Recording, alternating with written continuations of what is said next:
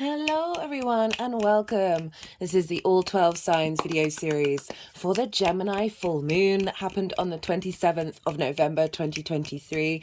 I will be reading for Leo and Cancer in this reading. Apologies for the delay in this coming out. However, the way that I work with this is I like to focus on how whatever's happening on the full or the new moon is lasting us the energy download until the next moon in that cycle. So you're not missing out on any of the messages that are coming through in the delay, but I do apologize. I was away with a Sagittarius and a Gemini over the weekend. And I don't drink very often, and obviously there were repercussions of that, which meant there's a little bit of delay. My mind was not present over the last couple of days, and it's obviously very difficult to do readings and channeling during that. My name's Chloe. I work with card divination, astrology, and I channel energies through my body. As you can see, my hands are moving around right now. This is independent of my conscious thought, drawing in energies from different dimensions to help us heal, help us clear stuck energy, and open up portals to source to get us in alignment with our soul's frequency. For those of you who know your time of birth and you know your natal chart, I really recommend checking out the sign that falls in the first house. This is called your rising sign, where your ascendant is. The astrology for each of the signs will link into that sign being in the first house. However, this does not invalidate you looking at any other part of your chart, perhaps your sun, your moon, your Mercury, because we're dealing with a Gemini moon here and Mercury rules Gemini. Just look to wherever that sign falls in your chart. Look to the house that it's in, the themes of that house, and apply those themes to the messages that come through. Right, I'm going to kickstart with Leo. Leo rising. How you doing, Leo? For those of you checking into the Leo energy and it doesn't fall in your first house, which is your rising sign, look to the house that it does fall in. Look to the themes of that house and apply those themes to the messages that come through. It's as if that Leo energy, with all the connotations of your natal chart, themes of the house, astrological points, celestial bodies, have now all moved to the first house. So take what resonates, leave what doesn't. Regardless of whether Leo is your rising sign or not, Leo and Gemini sextile one another. They are both yang energy. So they've got the baseline out of the three things in common with one another, but different elements and different modalities. Leo, you are fixed.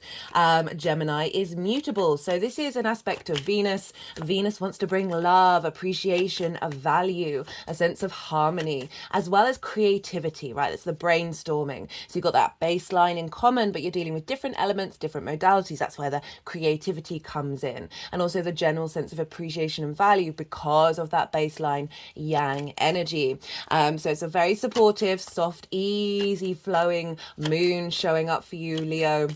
The big full moon. Right, I'm pulling cards for three different piles. The first pile, that's a bit too many. The first pile is the Knight of Cups. We'll see if that one wants to come out again. The first pile is the energy leading up to this full moon. So that will be from the new moon in Gemini that we had in Gemini season. That collective reading was one of my favorite readings I've done over the past year. I talked actually very little about astrology, and it was more about how the brain works and then how to utilize that in order to bring magic into the world. So the lead up, the journey, what you've been working on since that Gemini new moon is the first pile, where you're at before this download that happens in the full moon, which is the second pile. So as I said in the introduction, I like to focus on what energy, so I see lunations as portals. They're energy portals, they're downloads where we get upgrades. And so this is a full moon. This is a completion of certain things, but it's also bringing in the narrative, so the download coming in into your vessel that will then unfold over the next 6 months to the new moon in Gemini. So this is sort of like the energetic principle and narrative of how all the planets are talking to each other at the exact time of the full moon, which I go into way more detail in the collective reading. Also more channeled messages come through in those. They're my favorite. What was I going to say? Brain. And so I did a collective tarot. I also get a bit more esoteric. I talk about the soul's journey, and we've got some oracle cards here. There's quite a few underneath my phone, getting the energy from that while I look at the chart. And I'll be doing a separate oracle reading, breaking down the big themes that came through with that, which, this is after the event of that full moon, and I can definitely see all of those narratives have shown up not only in my life but the people around me and the people that I interact with. So it was it was really lovely to see that, bear witness to what messages came through in that collective reading really showing up quite loudly. So that's the second pile, right? As I said, this energy download that will then unfold to the new moon in Gemini next year, as well as there may be themes around the cards that show up that are linked into what happened to you over that full moon period. We would have felt it in the lead up, and we're probably still engaging in it a fair amount now. The third pile is how all of this energy is manifesting moving forwards. So those are the three piles that I'm pulling cards for. I'll be pulling after that, I'll be pulling a card for the Venus South Node conjunction, because that's actually happening today. So it's happening a couple of days after the full moon in Gemini, and it's a pretty powerful transit because Venus rules the South Node, she rules Libra, and this is the first of 2 times she's going to make a conjunction to that South Node. So it's really imparting the wisdom and the grace and the beauty of Venus into that South Node of how we then move forward with the eclipse cycle. Speaking of the eclipse cycles, I have done a Libra, Aries, North Node, South Node axis transit series for the whole 18-month eclipse cycle. So I go into the big themes around South Node in Libra, North Node in Aries, the combination of the two in each of the introductions, as well as breaking it down for all of the 12 signs. So if you want to have a sort of a bigger overview of what this eclipse cycle is all about, do go check out that transit series. It's in its own playlist, so it's really easy to access. Right, so those are the cards that I'm pulling for. I've talked about how this moon is sextiling your Leo energy wherever that falls in your chart. But for Leo rising, where is this happening? This is happening in your 11th house. This is the house of good spirits. Right, this is your hopes and your dreams, friends, groups and alliances, and reaping the benefits of your 10th house. That's your career, your life purpose house. So as I said, positive aspect and also positive house. So it's a feel-good house, completion of everything that you've been working on in regards of your hopes and your dreams over the last 6 months, taking it to the next level with this big full moon. And then drawing all that energy down and unfolding it in the actions that you take in the lead up to the new moon next year. So as I said, this could be, as it's a full moon, it's very vibrant. Let's talk about the full moon just for a little second, and then I'll go into how this may show up and what sort of energetic downloads are you receiving. So a full moon, I notice, can bring up 3 main themes, right? There's obviously other stuff going on, but these are the 3 themes that I see quite repeatedly in my own life, people that I know, people that I interact with, client work. And the first theme is, well, that's trigger time. So why do hospitals, police stations and schools get really rowdy over the full moon, or energetically drained, right? It's a mixture of the two. Well, this is because the moon, which represents our unconscious, our emotional body, our intuition, how do we nourish ourselves and others, and most importantly, where are our needs being met or not being met? And it's receiving the full light of the sun, which is our conscious mind, our clarity, our vision, our purpose, our animation. So the full light of the sun, this clarity, is shining on our unconscious space, is shining on where our needs aren't being met, is shining on where our nourishment is depleted, as well as lots of positive things. But in terms of the trigger time, this is when I find, okay, they've done this every time just before I'm about to say it. I find that this is any triggers that show up are an offering from the sun and the moon, right? It's this element of the sun and the moon coming together in a hard aspect.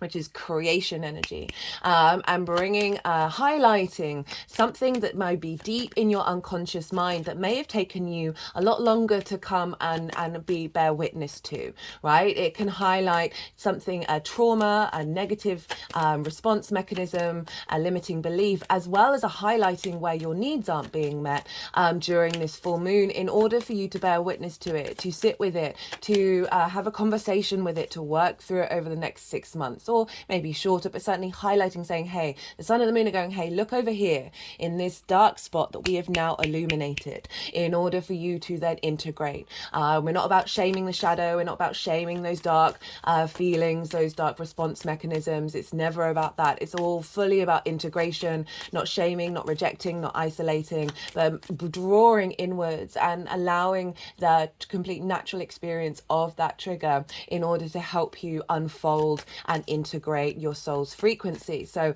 as I said, it could have been a bit disruptive. It could have brought something up that may have felt quite uncomfortable, but just bear witness to the fact that it really is an offering from the sun and the moon to help bring in some further integration. It maybe you get triggered, maybe the people around you, particularly with the fact that it's the 11th house of friends, groups and alliances, that then impact your sense of value, because it's making a sextile to your first house, which is how you embody your sun or your moon in your actions and your deeds. This is your body, your character, your appearance, your what was the other word? It's often how other people see you. So something may come up that may help you realize, oh, my sense of value isn't being appreciated in this space, and then working with that energy, as well as perhaps because it's a sextile, right? So it's an aspect of Venus, so it's bringing about a sense of harmony or sense of creative ways of looking at where you might feel you're not seen in friends, groups and alliances. You might feel that your hopes and your dreams haven't manifested in a certain way, and it's drawing up a trigger response around a limiting belief or a sense of lack that you then work through, that then liberate and open up space for those hopes and dreams to come through. So that's the first one. The second one is a situation may show up that mimics a previous trauma or a previous limiting belief, that you perhaps is often, I find this second part happens when you've been doing the work on a certain thing. Now, so often we tend to do that in the mental sphere, rather than in a full embodiment, holistic understanding. So the universe will come along and the sun and the moon will provide a situation that you've been working on, and you may be like, oh, why is this showing up? I thought I've cleared this energy. Well, it's doing so in order for you to walk through that situation, and help your body, most importantly, realize that, oh, this isn't affecting me in the same way. I'm not feeling the effect of it. And it helps your body feel that it's safe in this situation, and helps integrate that work that you've been doing. So that's the second thing. And then the final pile, it's not the final pile, the final main theme is like a celebration. It's a big full moon. This is completion energy. This is vitality. This is vibrancy. This is a heightened intuition, heightened needs being met, heightened nourishment, heightened emotional body, your unconscious mind being able to expand, and the sort of the soul's magic being able to infiltrate through that full moon energy. So these are the big sort of, sorry, I try and not talk if there's a fair amount of clapping going on.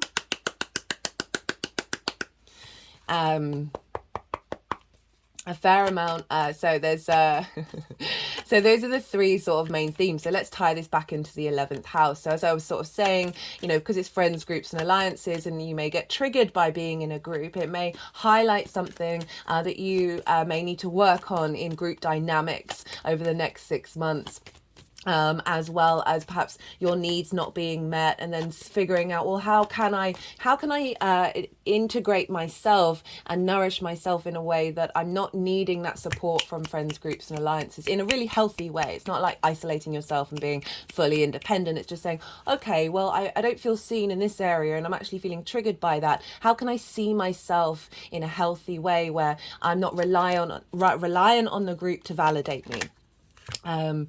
We didn't get the Knight of Cups, but we do have the Page of Cups showing up, and it, as I said, could be a trigger around hopes and dreams that is going to help unfold a limiting belief, and then situations may show up that you may have previously been triggered with friends, groups and alliances that are no longer affecting you in that way, perhaps because you've done that work of integrating that sense of self when you're in groups and alliances. It also could be a situation where perhaps perhaps a part of a hope or a dream hasn't manifested, and you've seen something happen that is limiting that, but actually you're not seeing that as a trigger. You're realizing that that's just a redirection, right? That's just something that wasn't really meant for you, and in fact it's actually leading you to a different path and opening up a different avenue, because you've already raised your vibrational frequency, and now that's matched with the physical reality of you moving through that group alliance or whatever is showing up, that is then opening up a new pathway. Same could go for perhaps not receiving the recognition and reaping the rewards from your 10th house, but that's actually, again, re-navigating you because you're at peace with that. That's then opening up a more abundant space.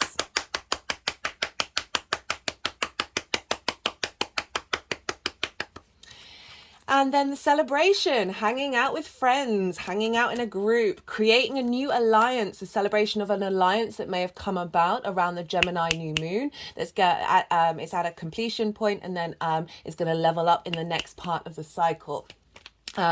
This also can be perhaps meeting a goal of a dream that you have or a hope that you have, and the full light of it, and just celebrating and feeling good about yourself.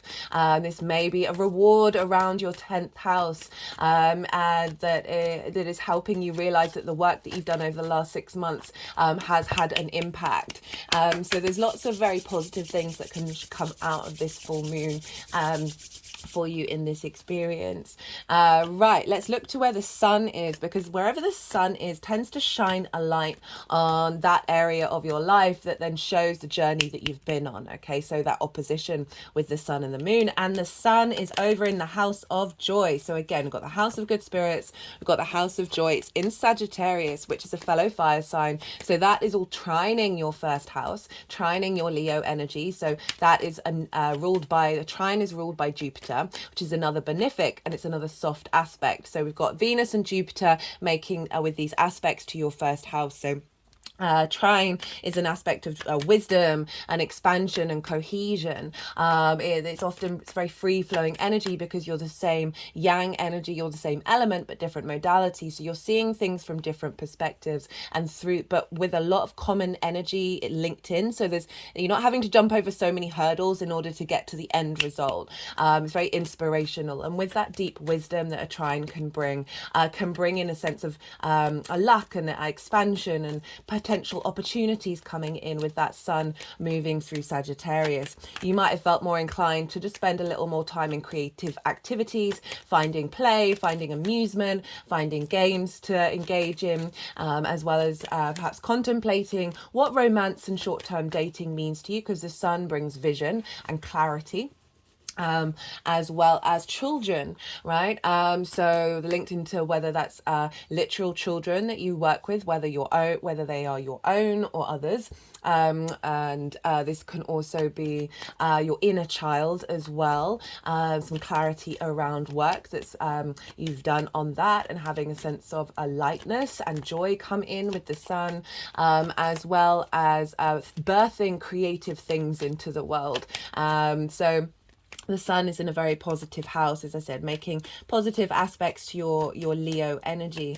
And so something may show up around your passion, your creativity, some vision around that, especially in the sign of Sagittarius, which is often very sort of a preacher energy in terms of that sense of knowing and wanting to share it, because it's yang, taking action on it, that is then reflected on how friends and groups and alliances may respond to you. As I said, that may be a trigger as well, but you may find a lot more confidence in being able to express your creative truth to friends, groups and alliances.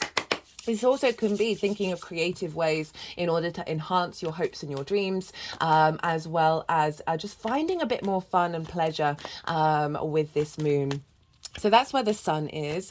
And let's talk a little bit about astrology.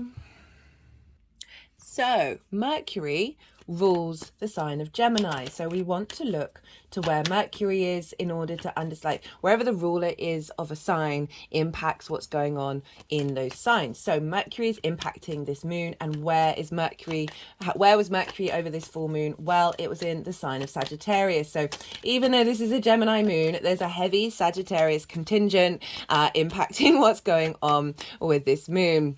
And so Sagittarius is over in your 5th house, and that's where Mercury is. So just finding more creative ways of expressing yourself, finding more information. Is that what I felt with this Mercury in Sagittarius transit? Is a deeper sense of knowing, and people sort of, you may not be able to get your words out in all the details and all the sort of finessed information, because this is a Jupiter sign, which is more about faith, wisdom, knowing, like universal truths, rather than like the finer details. But it's just this deeper sense of knowing of how to express yourself, that people are still able to understand you, even if you might not be getting all your words right, or you might be just sort of doing more big picture ideas than the smaller details. And so this information of Mercury with this knowing, this deeper sense of knowing, has been feeding into that Gemini full moon and giving a real sense of confidence of being able to express yourself, even if you're not really getting everything out, but just that real weight behind it. Particularly because Mercury at the time of this full moon was making some very, very strong aspects. It was exactly square Neptune, both at 24 degrees of their their signs, and they're both in Jupiterian signs, so they're kind of on the same page with one another. And Neptune is over in your 8th house, of your give and take between you and the outside world, right? This is the outside world's resources. This can be 3D or 5D inheritance. This can be big chunks of money. It can be loans. It can be bonuses. It can be commissions.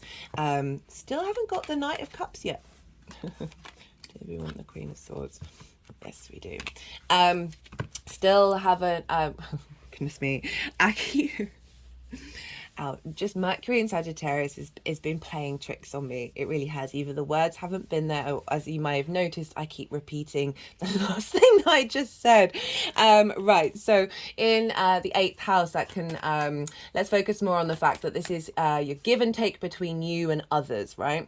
This is time, money, things, energy, resources. And Neptune being there, Neptune can be very idealistic. It feels like there's a bringing in of a different reality into that source energy of Neptune, that all the dimensions, all the frequencies, all the possibilities, but coming from a higher unconditional love space, is then feeding this new reality of your give and take between you and the outside world, and how you communicate about it, and creating a new dynamic, a new reality into Mercury that is then going to unfold, and just having a bit the ability to tap into those higher vibrational frequencies in relation to how you deal with the outside world from a very creative way.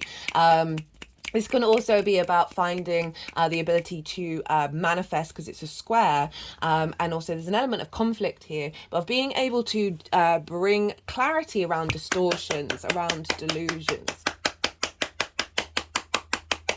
when it comes to your understanding of what the outside world has to offer, and how that's in line with your creative energy, with your pleasure principle, with your relationship to that inner sense of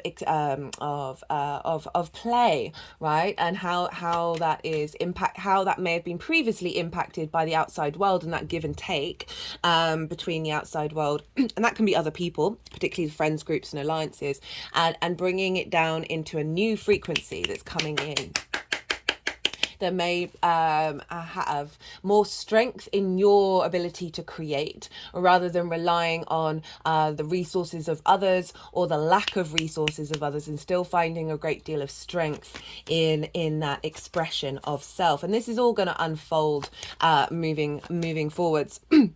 It's also, Mercury was also making exact aspects to the North Node in Aries, making another trine to Aries, and that is your philosophies in life, your perspectives, and where you're headed with that.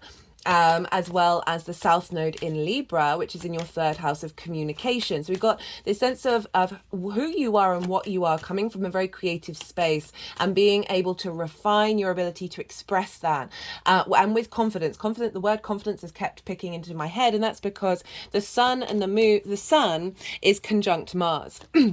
at the time of this full moon, as well as Ceres. So bringing a sense of bounty, of harvest, of abundance into your confidence of being able to express your independent nature.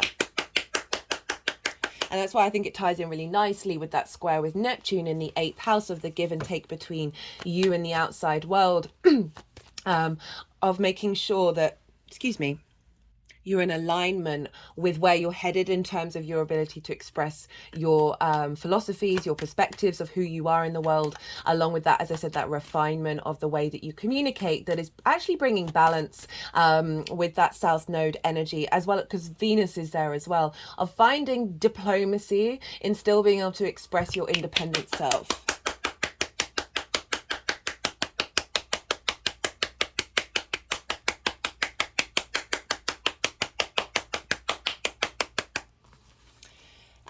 There's also some other astrology going on at the same time, which I've just heard a lot of stories from people, and it really does seem to tie in, because the sun and the moon were square Saturn at this time. Saturn's also in Pisces in that 8th house. Saturn moving through the 8th house. I've done a Saturn.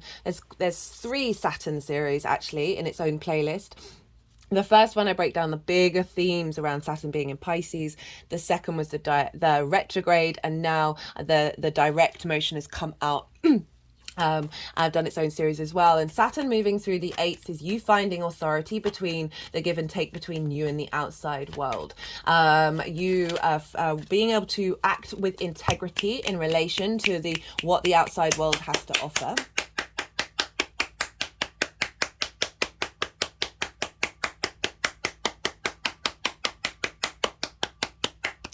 And finding your ability to act on your legacy when it comes to how you behave, how you respond with outside dynamics, with the outside resources. As I said, it's time, money, things, energy, intimacy, ideas, right? It's the exchange, whether you give too much or take too much. Saturn is helping you balance that out, strengthen your foundations, and making sure that you're able to stand on your own 2 feet.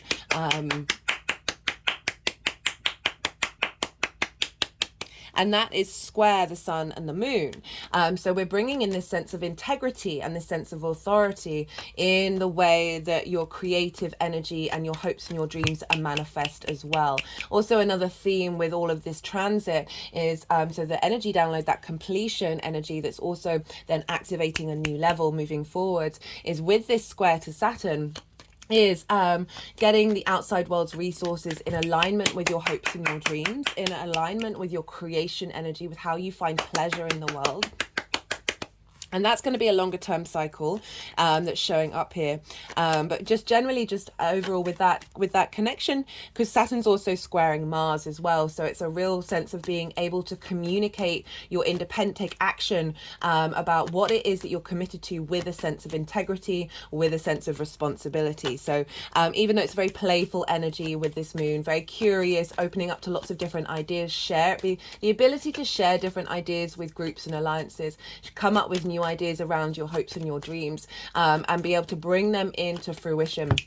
And then that you may have got little clues around, like tiny little examples that may have happened about that is then going to unfold moving forwards. So Mercury is in the sign of Sagittarius, and so Sagittarius is ruled by Jupiter. So we really actually want to then go and look to where Jupiter is. Because Jupiter's influencing Mercury, it's influencing the Sun, Mars, Ceres, and therefore influencing the Moon. And Jupiter for you, Leo risings, is in your 10th house of career, life purpose, right? I like to focus on life purpose because not everybody's career is their life purpose. It just helps facilitate that. It's also your reputation, your visibility. So there's going to be a lot of visibility around what happened over that full moon that's impacting this sense of progression in the way that you communicate and express yourself. Now, Jupiter is still retrograde, so we're not really going to see a lot of the inner work that we've been doing with Jupiter retrograde until it goes direct I think it's the 30th of December, so it's just before New Year. But it's genuinely finding an inner sense of wisdom and confidence. I find Jupiter is very much about like a really higher level version of confidence that Mars brings. And is able to, with that deep wisdom, be confident being able to communicate that. And this a real sense of knowing of who you are and what you want and what your life purpose is, that is then feeding into this creation energy, this sense of pleasure, being able to be then feel confident, expressing that and finding pathways to activate that life purpose.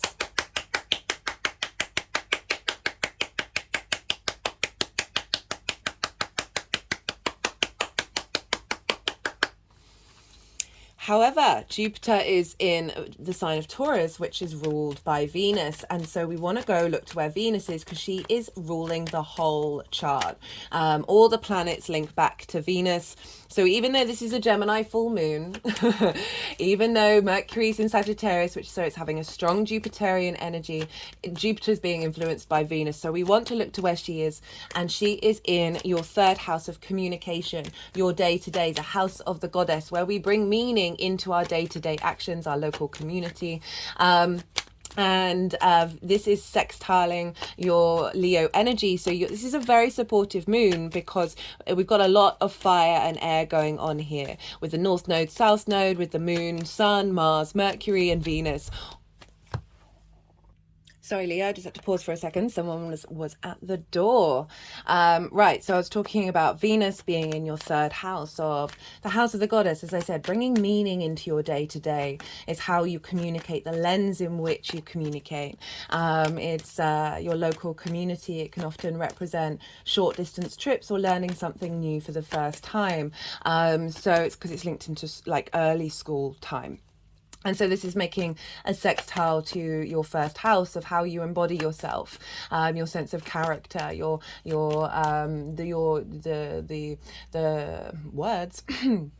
How other people see you. So there can be a real sense of completion of how other people see you based on the way that you express yourself in a very balanced way. That's coming from, because Venus is very closely conjunct the South Node. As I said, today's the day she's going to conjunct.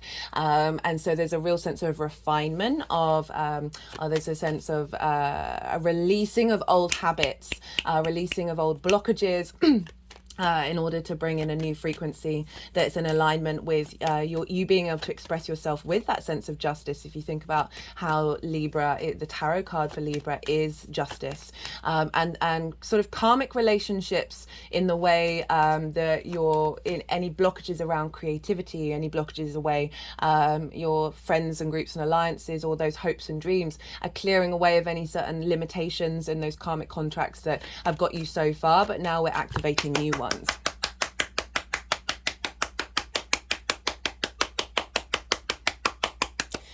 In terms of the fifth house, this also can be about romance and short-term dating. And as I said, this can be a completion of a certain cycle around that sense of value in self.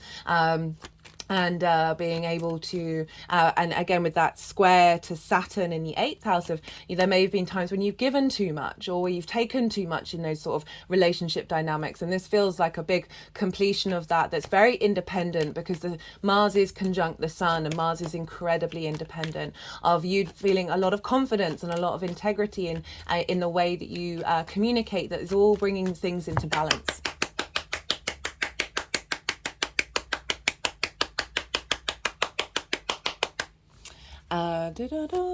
Right, so that is there's lots more astrology going on, which I break down in the collective reading, so you might want to go and check that out. But I'm not gonna highlight it all now, but we've still got some more cards to come out. So I'm going to talk a little bit about what happened to me. I'm a Leo rising, and I spent my time with a group of 6, which I haven't done for a little while now. I'm very much I like more smaller groups, like 1-to-1, maybe 3, maybe 4, because I really like to have big in-depth conversations, and you can't always do that in a group dynamic. And it was a really lovely time, but I noticed my social anxiety anxiety got quite heightened, because I've always been very aware of all of the nuances of social dynamics, the energies, whether people are feeling included or not, or whether there's been miscommunication, and I can get quite overwhelmed and overstimulated. And it was interesting just to notice that, and rather than feel, I used to feel elements of shame or feeling like a bit of an outsider because of that sort of heightened social anxiety.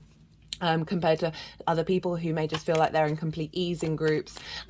Knowing my own astrology really helped transform that, because I've got most of my planets are at the bottom of the chart, so it's very much a night chart, and sort of hidden away. I'm a Virgo Sun, so I'm a bit of a hermit, but it was lovely being with a group. It was Sagittarius's birthday. There was a Gemini Sun there. I don't know all the details of all the charts, but there was also, it was a really lovely dynamic. But I can be quite, even though can be socially anxious, I can be quite controversial, because I find it very difficult not to speak my piece. And something came up where we'd gone to a comedy night, and I found one of the jokes just to be a little bit reductive. And I actually went up to the comedian and said something. Admittedly, I'd had a fair amount of alcohol, guys. I don't drink very often. It's why there's a delay in this video, because my brain literally had disappeared for 3 days. But it's like having that fun of the sun in Sagittarius, of that amusement and that play. So a couple of the friends of mine were like, you didn't need to say that. The others were really on board. They understood what I was trying to say, and they was like, yeah, no, actually you've really got a point about that. And there was just a little bit of disruption, but it was sort of some of the responses I may have got triggered by through like a need to fit in with the group. And I really didn't care. I knew I try and speak from a place of as close as I can get to my internal truth. Obviously truth is entirely subjective, and I don't think we ever get there, but I was really like in alignment. I was like, no, this genuinely is making my whole body feel uncomfortable, and I feel like this is a distortion of reality, Neptune square Mercury, and I needed to vocalize it. I need to say something about it. And eventually actually most of the friends came round and really understood what I was trying to do. And that, you think of that playful Gemini energy of different ideas coming up, and really being able to have conversations about those things. That's what I love about Gemini energy. For most of the people that I've hung out with over the last 2 months have been strong Gemini energy, where I like to sit and have lots of conversations that may have really difficult topics, and be able to like hash them out, and rather than there being a degree of unnecessary sensitivity, right? That's my Aquarius moon kicking in. So that really struck me of really noticing the evolvement of who I am in groups and alliances, and I don't often get the opportunity to bear witness to that. So there was a trigger moment, but it didn't last very long. And then there was just generally like a lot of merriment and a lot of celebrations. Also on the day itself, I spent time looking after my friend's youngest 2.5-year-old. So I was around children in the groups and alliance, in a group with other kids and other children, and like watching and witnessing that I'm actually really quite good at looking after small children, which is a surprise to me. I don't have any of my own. I haven't really spent a lot of time with them, but it was just sort of all lots of things worked in together to what is going on with this deck. I'm just going to pause and clear. I've cleared the deck about 5 times, but I'm going to try again, because we've really only got 3 cards here, Leo. Sorry about that, Leo. So it was just really sort of a culmination of absolutely all, like, if you think about Gemini, the duality of things, so lots of different possibilities, lots of different narratives coming through at once. There wasn't one particular one.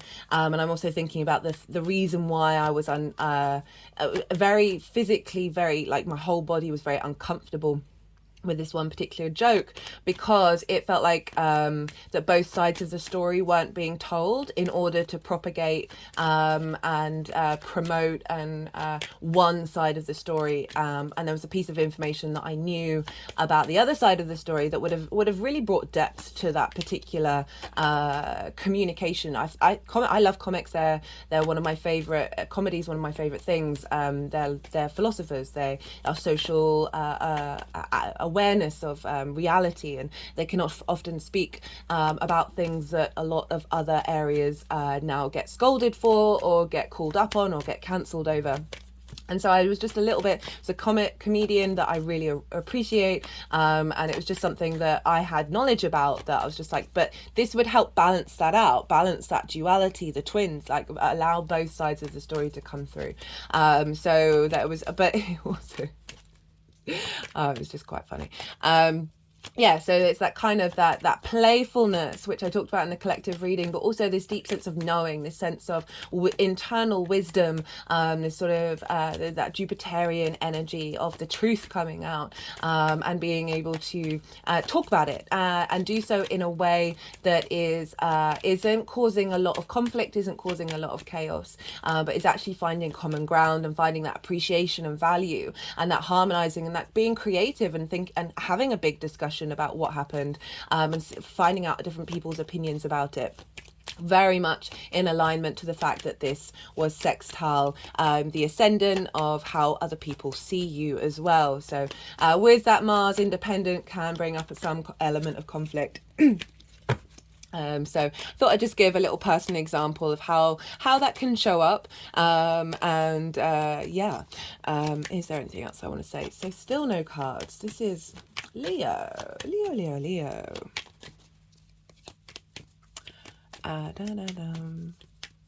Okay. Now, I think I really do want to keep the astrology part short because I don't want to overwhelm. Okay, all right, Lilith. So Lilith was over in Virgo, squaring Mercury, opposite Neptune. So again, lots of mutable energy going on. Lilith is very independent. She struggles with hierarchical systems that don't make any sense, i.e. being told you can't do a thing when that person does that thing, and there's legitimately no good reason why both of you can't do it, as well as hypocrisy of someone judging somebody about a thing when they do it themselves. And Lilith is very much kind of like, well, I'm going to speak my truth. I'm going to try and have a conversation about this. But if met with a wall, be able to sort of pack your bags energetically and go and be yourself somewhere else. So again, very strong, independent energy coming through in the way that you communicate, in the way of bearing witness to of bringing in that higher vibrational frequency, of being able to cut through the delusions or the illusions with unconditional love.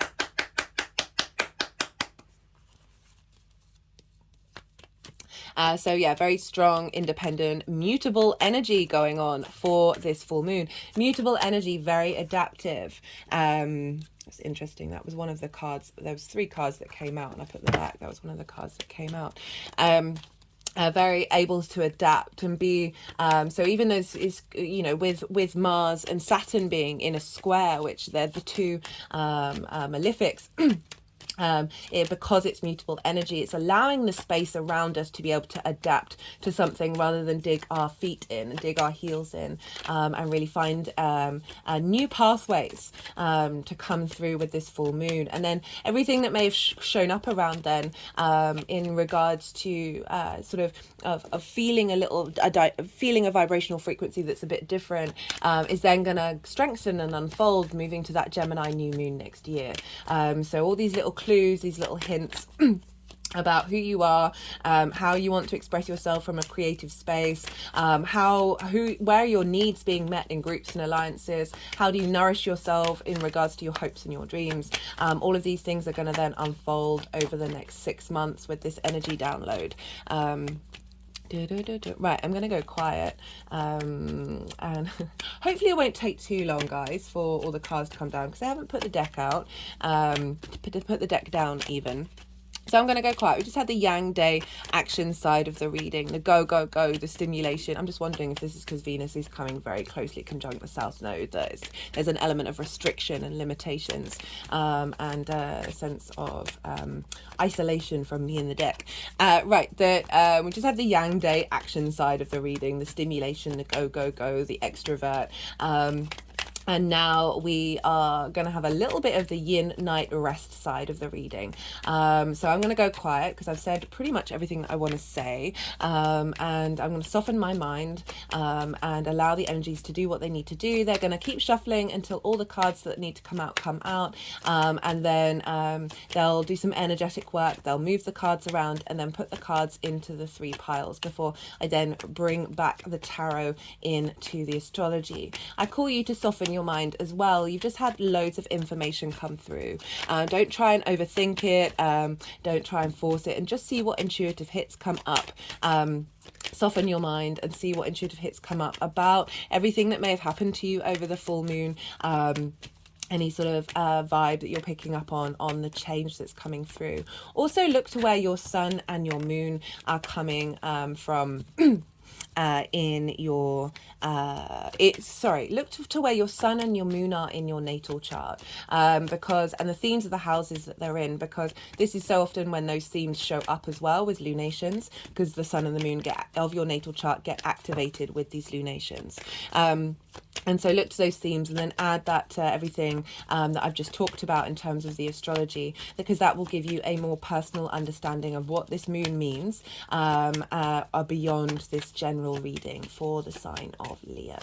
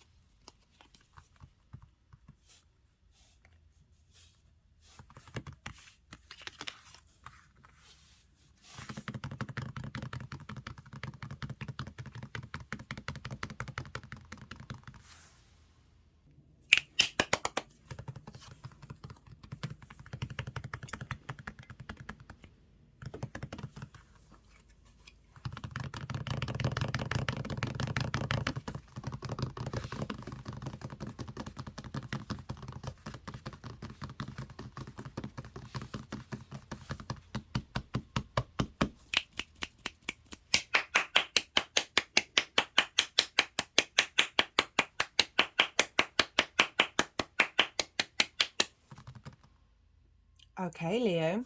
Right, so it happened with a couple of the signs where the card for the Venus conjunct the South Node came out with all the cards. So I think this is what this is about. It's only the energy that I'm getting. So, right, let's kickstart with the lead up to this full moon.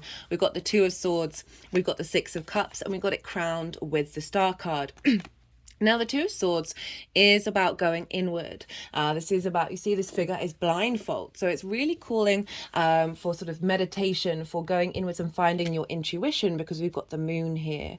And there's a requirement of stillness. There's a requirement of not making decisions yet. So that 12th house, sorry, the 11th house of hopes and dreams, right? This is what it feels like is coming through with that, of that may have been sort of two different paths that you may be contemplating, or certainly two paths that you want to engage in and figuring out how to get them to work together, but just generally just an impasse of sitting and being patient and allowing your intuition to really evolve. Right, sword energy. I remember thinking about that Gemini collective new moon video, which was all about figuring out ways to use the mind in order to create magic, of bearing witness and being able to pick up information that's coming from a higher vibrational frequency. And so this feels like the cultivation of that, of really being able to go find the strength and the ability to have a little bit of pause before making decisions, before taking action. And this can be as well of like cultivating a sense of pause in friends, groups, and alliances, of really allowing you to allow, rather than like an immediate response, that very fast Gemini energy, of just giving yourself just that little bit of breather before then launching into something, like really getting to the strength within yourself, rather than that immediacy. Also, as I said, like maybe perhaps plans around your hopes and dreams have taken a little pause, and it's caused you to really go inwards to figure out what they mean to you, from a deeply unconscious intuitive space that's more in alignment with your soul's frequency. And we got it with the Six of Cups. So this is saying that there's been a reconnection with the past in a way that is bringing abundance. So this can be receiving messages in regards to things that have happened in the past, or other people showing up in your life that is helping you re-navigate. But it's also what I feel is this sort of any blockages around limiting beliefs and trauma responses from the past, from past lives as well, that may have been blocking your hopes and your dreams to manifest in the world, as well as how you feel in friends, groups, and alliances, or perhaps again, thinking about reaping the benefits from your 10th house, there may have been a pause going on with that has given you a space to reflect emotionally, and understand that every moment, including the ones that may feel like a bit of a delay, are part of the journey that you're on, and making peace with that and finding abundance in that, finding emotional stability, right? This is the biggest house in the tarot, which represents safety, the sense of feeling held by your emotional experience, rather than say this is the Four of Cups or the Five of Cups. We've come past the Five of Cups, we've come past grief, and being able to make peace with this new with whatever may have been blocking my head's they just did a bit of work on the crown chakra. My head's now just rolled back. Any limiting beliefs around how to express yourself in friends, groups, and alliances that may have been blocking your sense of expansion. And we've got the Star card.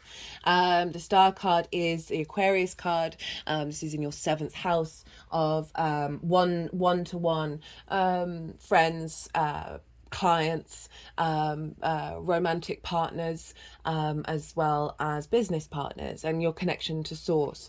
But more importantly, the Star card is about hopes and dreams, and this is about becoming uniquely yourself. She is unclothed. She is as close to shedding all the masks as she possibly can, and through that process is a deep healing, both galactic and 3D healing, and I feel like tied into sort of the past life energy of any blockages that you've been navigating and working through. What is your unique the version of self that isn't tied down by those masks, isn't tied down by those limiting beliefs, that there's been a pause, and this is all reflection. So it feels like this from the new moon to this full moon has been slowly cultivating something that's then launching after the event, right? Of that deep healing, that deep knowing of self when it comes to who you are in relation to friends, groups, and alliances. What do your dreams and your hopes really mean to you?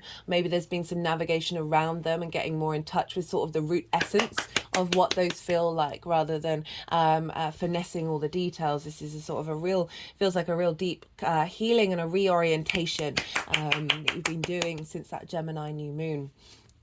And then for the moon itself, for the full moon, got the Page of Cups, we got the King of Cups. Remember, we got that Knight of Cups show itself, but we've actually got these two, which is interesting that it feels like you've been taking action in order to try and embody love, which is what I'm coming through with this one. And now we've got the Page and the King of Cups with the Queen of Swords and the Ten of Cups. So lots of cup energy, lots of strength of your emotional connection. If I think about all that Piscean energy with Neptune and Saturn playing very pivotal roles, square roles, activating this yang energy from a very yin space of emotional stability. And I'm getting emotional stability with the King of Cups showing up here. So the Page of Cups, the page is offerings of love, right? Offerings of joy, offerings of imagination, of intuition, and being very confident, being able to act on this. So I love it when pages and kings and queens show up, because the kings and queens, they've been doing it for a while. They could feel a little bit jaded, a little bit, I've been doing this for decades. But the page is very youthful energy. It's very excitable. It's talking to a fish, right? So it's very Piscean energy coming in of those new frequencies. The page is bringing in new frequencies of those relationship dynamics, the give and take of the 8th house, in the way that your creation energy unfolds itself and manifests in your hopes and your dreams. So this full moon is bringing in the sense of confidence in the way that you understand your emotions and then respond with it with clarity. So the King of Cups is, if you see here, there's like a sea monster, there's big waves, there's a ship, like dangers around, but the King isn't bothered. The King is very emotionally stable, very grounded, even though it's a water sign, and has a sense of authority in its own creativity, in its own intuition of knowing what actions to take in regards to who you are in friends, groups, and alliances, knowing what actions to take around your hopes and your dreams, with the Queen of Swords. So we've got a real sense of clarity coming in, a sense of nourishment. It's making me think of Venus over in Libra. And so with the sword, the court sword suit, they have birds around them, and the queen is the only one to have one, and it's above her crown chakra. Queens nourish and nurture their element. This is swords, this is minds, this is clarity, this is truth, this is ideas, this is communication.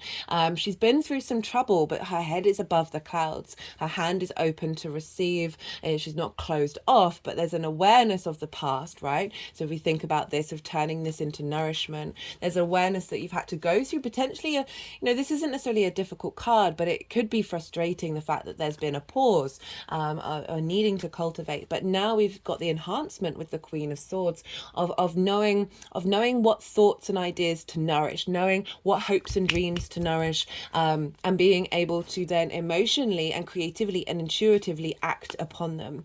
We've also got the Ten of Cups. So this is sort of like emotional contentment in every area of your life, right? It's following the Nine of Cups, where it's sort of like one part is the wish fulfillment. And now this is like your nuclear family, but applying whatever connotations around that to whatever reality it is that you want. It is saying that it's going beyond the individual and into the family, into other areas of your life, into society. For me, this is the only, this card I associate with enlightenment. This is the only rainbow in the tarot. The rainbows always remind me of how when light is refracted, we actually get the chakra body. So all the different colors of the chakras. And if you turn this card on its side, the cups now look like wheels, and in Sanskrit, chakra is wheel, and these are the energy vortexes within you, all being in alignment. That's sort of like pulling every area of your life into this frequency of peace, right? And so in the 11th house of hopes and dreams, the house of good spirits, this feels like an activation of the house of being in good spirits, but doing so from a place of clarity, and rather than like delusion's great. It's a very important emotion, but when we go too far, I feel like the Queen of Swords is just like making sure that you're in alignment with your truth, rather than perhaps being distorted by outside experiences. So really great, like very lots of cups here, and as I said, that's sort of bringing in that way the 8th house of the give and take between you and the outside world. So however that manifests in terms of that creation energy, children, pleasure, romance, games, into your hopes and your dreams, but if that's reliant on the outside world's resources, this feels like there's an alignment coming in that's making sure that there's a real strength within yourself of being able to keep going if things aren't necessarily you're getting what you need from other people. But I'm not really getting that because of the 10 of cups. I'm feeling like embodying that is bringing towards you resources from the outside world that are supportive of this new frequency. Right, the energy manifesting moving forwards. We've got the Wheel of Fortune, which is Jupiter. We've got the Queen of Pentacles, and then we've got the Magician. So two very powerful major arcana here, with the Wheel of Fortune and the Magician, and it's quite so it's Jupiter and Mercury, and obviously Mercury is ruling this moon, and Jupiter is ruling Mercury. So there's a lot of crossover here. The Wheel of Fortune is about a changing of fates, a changing of a vibrational frequency. That is no longer at the bottom of the wheel, that there are events that are happening that are manifesting these hopes and the dreams on the up, right? Manifesting a feeling of abundance, a feeling of positivity around reaping the benefits from your 10th house, as well as being around friends, groups and alliances based off of this confident, playful, clear-minded energy in the way that's exhibited from a space of like overall emotional enlightenment, not only for yourself but for others as well. And we've got it with the Queen of Pentacles. So we've got another queen, as I said, this is very nourishing. And if we think about hopes and dreams with the Queen of Pentacles, she's the most abundant queen, right? She is cultivating this 3D experience, this pleasure of the 3D world, this sense of, can be work, health, money, all of these things, whatever that physical realm looks to you, but also genuinely she gives really good advice. But this is a sense of nourishment and a cultivation and a real tending to and a strategy as well. Like queens, I find, are very strategic because they observe. And it's without the observation and the depth that the queens bring that the kings can't take proper action that serves you in the long term. So we've got this sense of observation and strategy with this shift of vibrational frequency that's bringing in more abundance. And again, it's tying in with the work that you've been doing with your intuition as well, which I feel with that 2 of Swords and then the build with the cups of really knowing what actions to take that are going to bring you a space of abundance. And then we've got the Magician. So this is Mercury. This is very active energy. This is very yang energy. So the Magician understands the resources of the world around it in order to manifest and create in the world, right? It's got all the suits of the tarot. There's a real sense of being able to observe Mercury, what's around you in order to then create in the world. And if we link that into hopes and dreams, this is a real sense of strength of manifestation around bringing those hopes and dreams that may have felt like they were on pause for a moment into fruition, or at least take actions around that in order to add on the next layer with that queen of like nourishing the Magician, of making sure that this frequency is then unfolding. And like it really feels like there's a new vibrational frequency coming in that is creating a sense of action from a very nourishing space. Right, so we got, okay, they want one more. I was going to kickstart talking about the Venus South Node conjunction, but they've picked the deck up again, so we'll see what wants to come through with that. With that conjunction that's happening today in how many hours? maybe 4 hours. It's the first of 2 that she's going to make with the South Node, and obviously we've had one eclipse in the sign of Libra. That was a very powerful eclipse across the board, and so we're getting some, as I said, some grace and favor come through with Venus coming into conjunction with that South Node, because the South Node can be very heavy. It can be quite draining, and I feel like we're going to get a little bit of a boost, a little bit of ease, come in, a sense of appreciation of what we've been going through with this South Node in your 3rd house of your communication, house of the goddess, bringing meaning into your day-to-day, the places that you go on a day-to-day basis, your local community. This is learning something new for the first time, as well as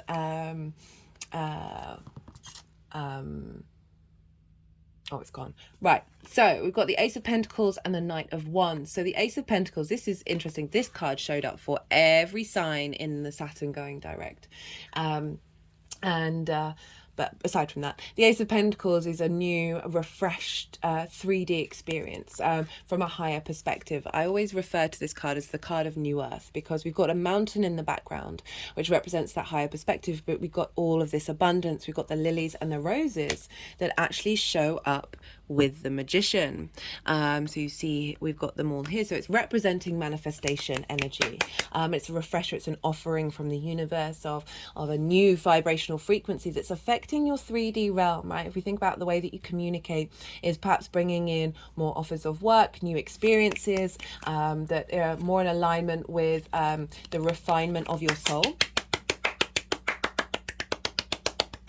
From that higher perspective, and with the Knight of Wands, very passionate, very driven, very creative, very independent, and so this is in the sign of your communication abilities to embody through your embodiment of self, how you move through the world, is really connecting to source energy with that fire energy that is helping bring in a new revitalization in your day-to-day. Like the 3rd house, I love the 3rd house because it's where you bring all your big picture philosophies, where the North Node is, into your day-to-day. It's like a very important meditative practice of finding meaning in things, and finding the joy in things. And the Knight of Wands, as I said, very creative, very passionate, very driven. There's movement as well, so it could be an activation of you traveling a bit more, of you moving around. It could be traveling more in the inner world as well as the outer world,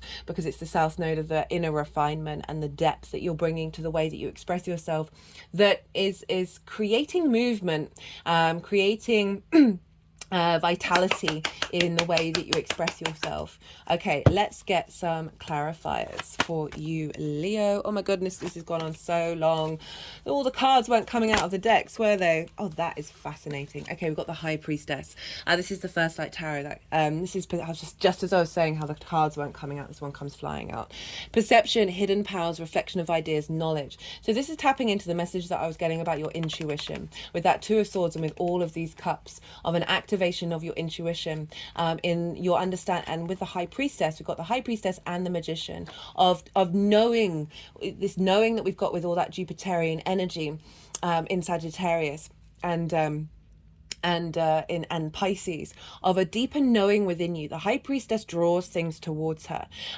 She, rather than the Magician that is creating outwardly in the world, the High Priestess draws things towards her. It's like your higher self embodied, of like just a deep sense of knowing that whatever's coming towards you is meant for you, and it removes a level of fear and of worry, of second guessing. So this is can be a bit of a second guessing energy, because you're having to pick one side or the other, or at least contemplate it. That we're moving away from that, and we're really expanding on just a real sense of confidence within yourself, a deeper knowing, and how to activate those hopes and those dreams. Love that with all that cup energy. And this is the Moon's card as well, the High Priestess. Okay, let's get one more clarifier for you, Leo, and then I'm going to leave it at that, because this has been a long reading.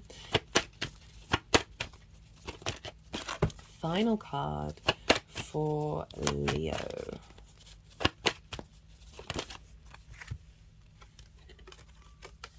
we've got time out and manifestation. If this didn't it's just repeating what's going on.